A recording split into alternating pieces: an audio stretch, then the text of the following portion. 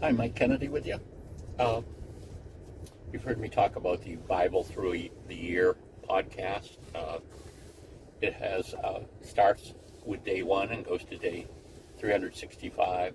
There's a few other little uh, uh, podcasts too that give you more generally what a certain section is going to be about. So it's actually a little more than 365, or you could do those with the other things. But so this is Father Mike Schmidt, and he developed it in with Jeff Cavins, and so basically it's about I guess it averages about 23 minutes, but they go 18 minutes too sometimes. There are some that are almost a half an hour, but basically half the time is spent reading the scripture, and then half in explaining it. It's really been really good, especially the Old Testament. It's like I've read the Bible a lot, but seeing the history put out in a certain way, and someone say, "Well, this is happening," and this, it strings everything to better, good. So what the Scripture does, sometimes they recount the same happenings twice or more. So, but they're told from different perspectives, and so that is really helpful to know that. And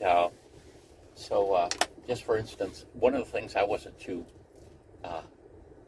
up on exactly is the divided kingdom.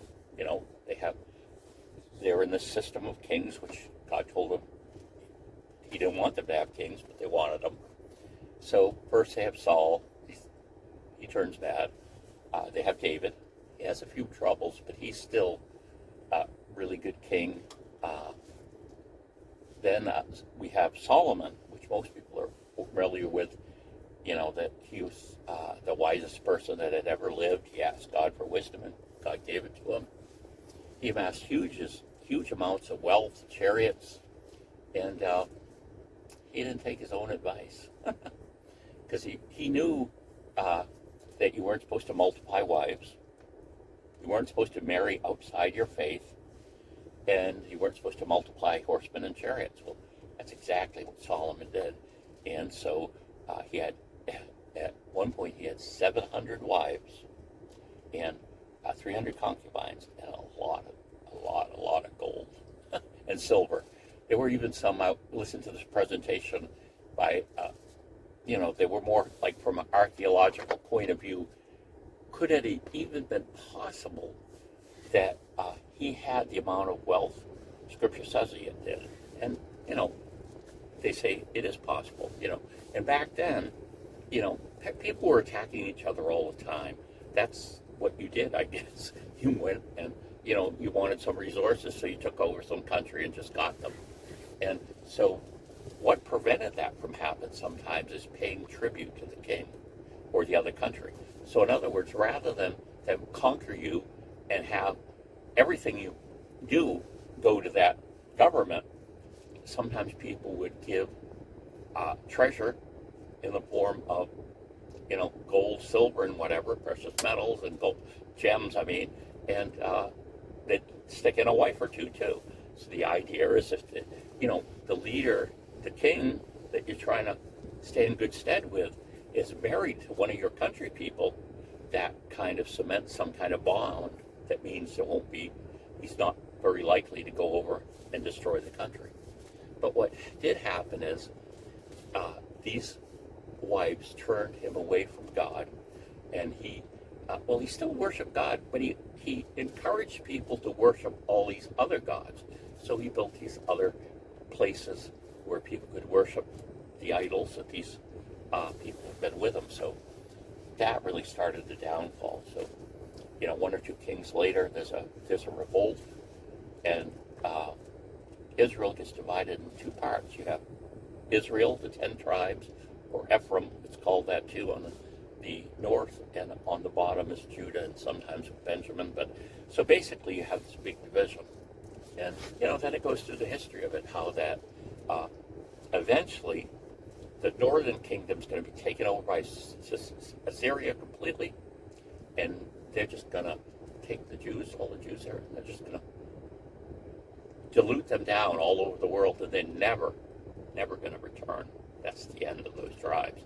I mean, they've just been assimilated into other cultures.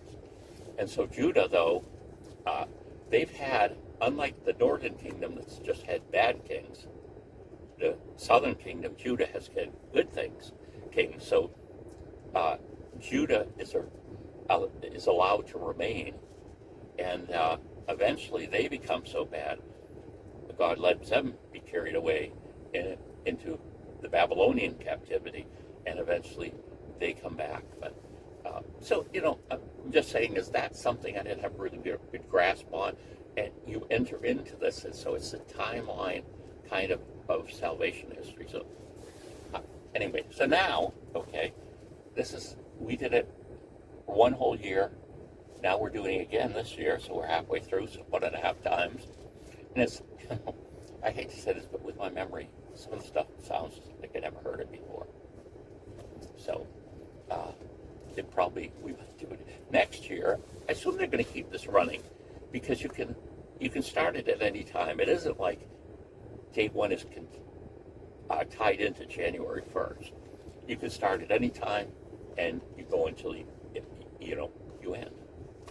So the next one, they solicited people with what they wanted to hear next. Did they want this type of thing to continue? And I did. I suggested, but they didn't do my suggestion. Funny, why wouldn't they do what I said? I wanted them to spend a year just on the New Testament, because there's so much stuff in there. See, even like something like the Book of Revelations, it's like you're skimming it to some degree. So, but anyway, it is still good the way we did it, because again, it gets you to see the plot sometimes instead of honing in on specific scriptures. Sometimes with Bible studies or people reading the Bible, they see this one verse, this one psalm, and it's good to do it that way, but it concentrates on this one thing, and it doesn't see the context, doesn't see where it was in history, and all of those things you get by going through it at a faster pace, where you're looking for these plot lines.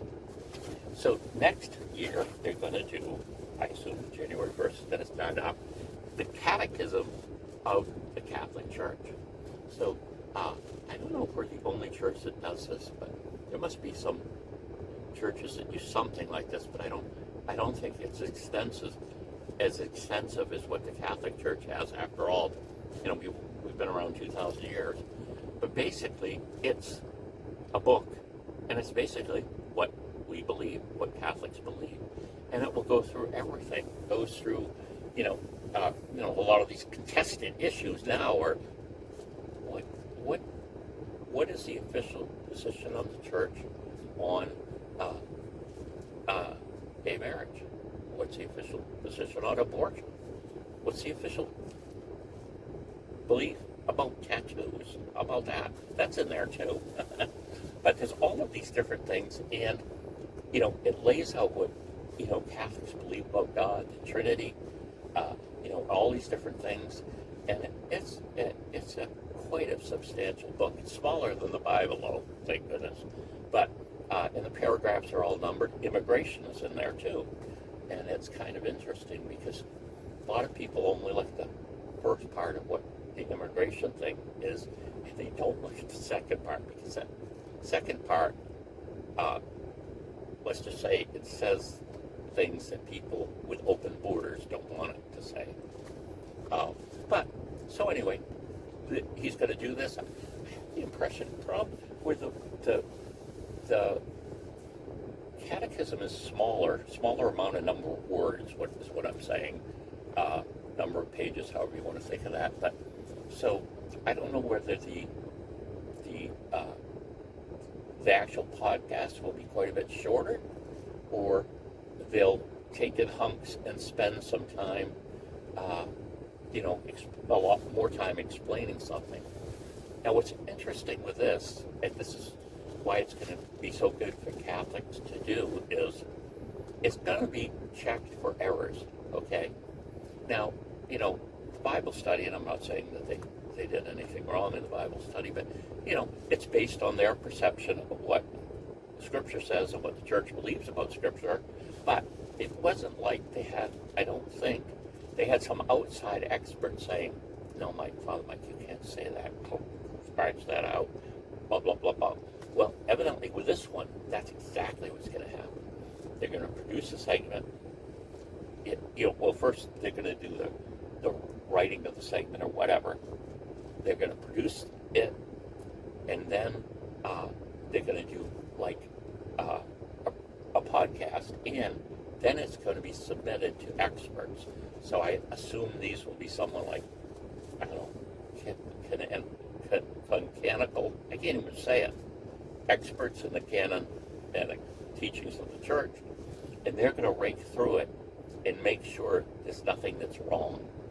And if there is anything wrong, the episode goes back, that gets cut out or whatever, and it goes out again. So it goes through that process again. So anything they say will have to be vetted by experts in the Catholic Church that it does represent the teachings of the church. Because it's, like I say, even with issues with immigrants, it's very easy for people to say, oh, gee, Joseph and Mary were immigrants too and had to come back from Egypt, blah, blah, blah. And, we gotta accept all immigrants no matter what. Scripture doesn't, the Catechism doesn't say that. And so that's why I think it's important, because there's balance in there.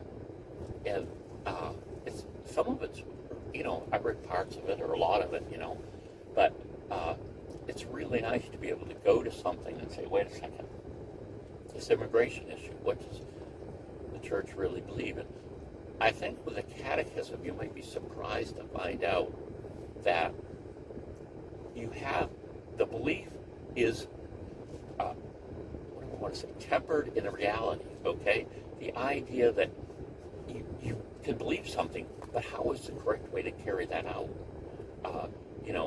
And I think that's really kind of valuable to have that in there, to realize that it's one thing to believe something, but it's another thing sometimes to carry it out correctly and understand who else is being affected by certain decisions and beliefs or whatever. So anyway, my wife and I are definitely going to do it.